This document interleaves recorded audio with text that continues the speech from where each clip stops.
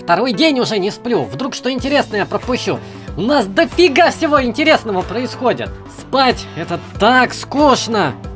Так и есть, но это смотря как. Мы проводим во сне 1/3 своей жизни. Вдруг я так самое интересное просплю. Это все глупости. А что если закроют Макдак или вообще фастфуда больше не будет?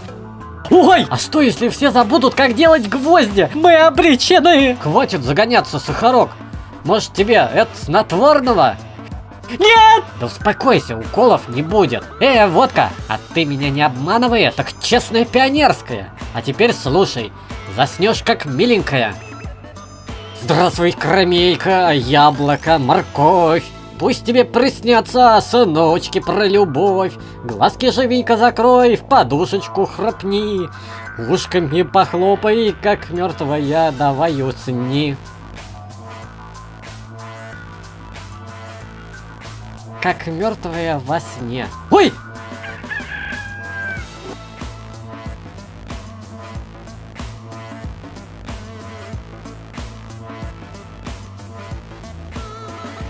Спала словно 2 секунды, а выспалась на все 3 часа.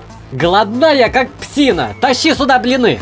Подрастающему анонизму нужно много питания. 15 килограмм, не меньше! Я же говорила, что проспать целый день это совсем не страшно. Целый день! Интересно, что же я пропустила?